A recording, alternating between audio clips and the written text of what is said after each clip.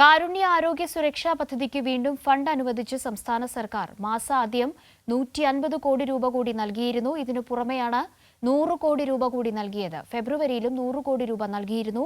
ഇതോടെ ഈ വർഷം 350 കോടി രൂപയാണ് സർക്കാർ പദ്ധതിക്കായി നൽകിയത്.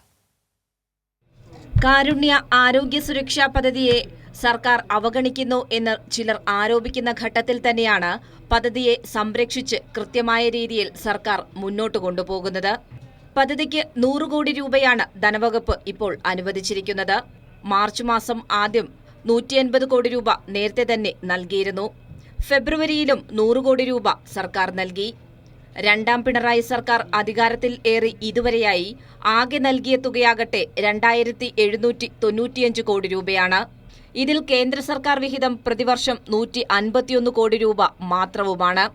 സംസ്ഥാനത്തെ ദരിദ്രരും ദുർബലരുമായ കുടുംബത്തിന് പ്രതിവർഷം 5 ലക്ഷം രൂപയുടെ ആശുപത്രി ചികിത്സയാണ് പദ്ധതിയിലൂടെ ഉറപ്പാക്കുന്നത്. 41.96 ലക്ഷം കുടുംബങ്ങൾ ക്യാപ്സിൽ ഇതിനകം തന്നെ ഉൾപ്പെടുന്നുണ്ട്. ഇവർക്ക് സർക്കാർ എംപാനൽ ചെയ്തിട്ടുള്ള സ്വകാര്യ ആശുപത്രികളിൽ സൗജന്യ ചികിത്സാ സൗകര്യമാണ് ഇതിലൂടെ ലഭ്യമാക്കിയിരിക്കുന്നത്. കാരുണ്യ ആരോഗ്യ സുരക്ഷാ പദ്ധതിയെ പരിരക്ഷിച്ച് മുന്നോട്ട് കൊണ്ടുപോകുക എന്നത് തന്നെയാണ് സർക്കാർ നയം എന്ന് വ്യക്തമാക്കുന്നതാണ് കാരുണ്യയ്ക്ക് വേണ്ടി അനുവദിക്കുന്ന ഈ ധനസഹായം. കൈരളി ന്യൂസ്, തിരുവനന്തപുരം.